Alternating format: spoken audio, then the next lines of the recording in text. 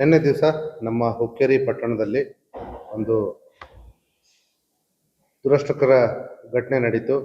ಅದರಲ್ಲಿ ಆಡಾಗಲೇ ಮಲಿಕ್ ಮೀರಾ ಸಾಬ್ ಜಮಖಂಡಿ ಅನ್ನುವಂಥ ಯುವಕನನ್ನು ಯಾರೋ ಮಾರಕಾಸ್ತ್ರಗಳಿಂದ ಹಲ್ಲೆ ಮಾಡಿ ಅವನ ಕೊಲೆಗೆ ಕಾರಣರಾಗಿದ್ದರು.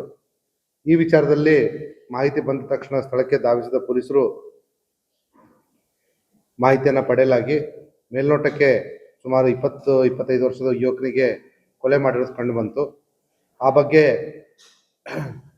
ಮಾಹಿತಿಯನ್ನು ಕಲೆ ಹಾಕಬೇಕಾದ್ರೆ ಆ ಯುವಕನ ಜೊತೆ ಇದ್ದಂಥ ಮತ್ತೊಬ್ಬ ಯುವಕ ಸಚಿನ್ ಅನ್ನಂಥವನು ಒಂದು ಪೊಲೀಸರಿಗೆ ಮಾಹಿತಿ ಕೊಡ್ತಾನೆ. ಸರ್, ನಾನು ಮತ್ತು ಮಲ್ಲಿಕ್ ಇಬ್ಬರು ಕೂಡ ಬೈಕಲ್ಲಿ ಬೆಳಗಾವಿಗೆ ಹೋಗ್ತಾ ಇದ್ವಿ.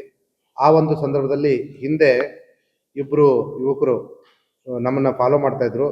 ಆ ಸಂದರ್ಭದಲ್ಲಿ ಮೃತದ ದುರ್ದೈವಿ ಇರ್ತಕ್ಕಂಥ ಮಲಿಕ್ ಅವರು ಬೆನ್ನತ್ತಿರ್ತಕ್ಕಂಥವ್ರು ಅವನ ಸಹೋದರ ಸಂಬಂಧಿ ಬಶೀರ್ ಕಿಲ್ಲೆದಾರ್ ಮತ್ತು ಅವನ ಮಲ ಸಹೋದರ ಶಾನೂರ್ ಜಮಖಂಡಿ ಅಂತ ಹೇಳಿರ್ತಾನೆ.